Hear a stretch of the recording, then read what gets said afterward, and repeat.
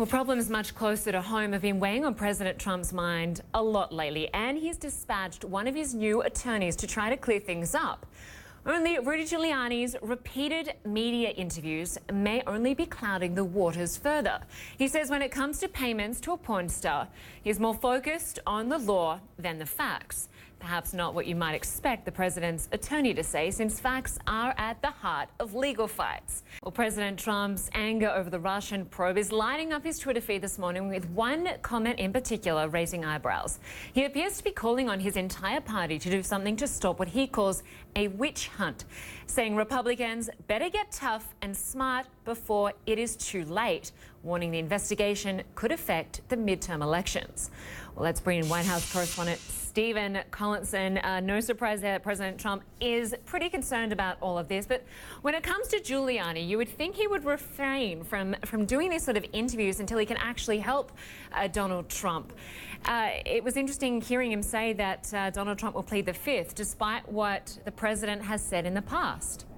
Right, Linda. Every time Rudy Giuliani comes out to try to do damage control, he seems to do the president more damage, especially on the issue of the Stormy Daniels matter. I mean, when the president said last week that Giuliani wasn't up to speed and wasn't getting his facts right, some people thought, wow, he may end up like Anthony Scaramucci, the famous communications director that lasted only 10 days in the White House. But I think we need to look at it in a slightly different way. What Giuliani is doing is something the president wants him to do, is to get out there on television, be aggressive, fight back. That's something the president hasn't felt that he's getting from his legal team so far. And of course, you know, this is someone, President Trump, who lives on TV. He consumes cable TV all the time. So he's not seen himself being properly defended. Now, the fact that Giuliani appears to be somewhat or not very sort of up to speed with the case and some of the facts of the law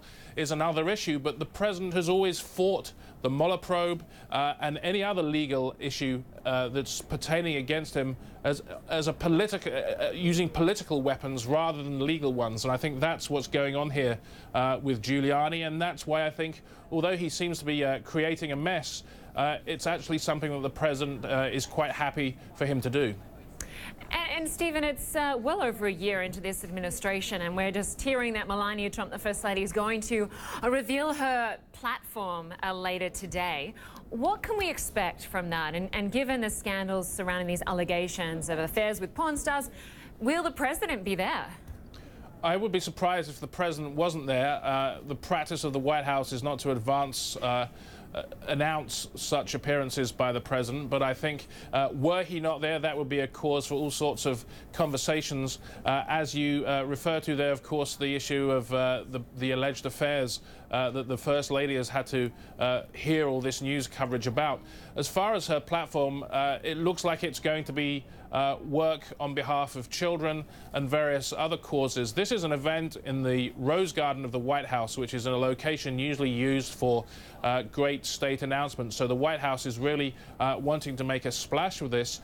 And it comes, I think, at a point where the First Lady is more popular broadly in the United States than her husband. She's conducted herself with dignity. I think there's some sympathy for her in the wider public that she's had to endure all these stories about her husband's alleged extramarital affairs. So it's going to be a very interesting moment to see how she projects herself in this firestorm that's raging around Donald Trump. Yeah, there will be a lot of eyes on that. We will be watching later today. Stephen Collinson, good to have you with us. Thank you.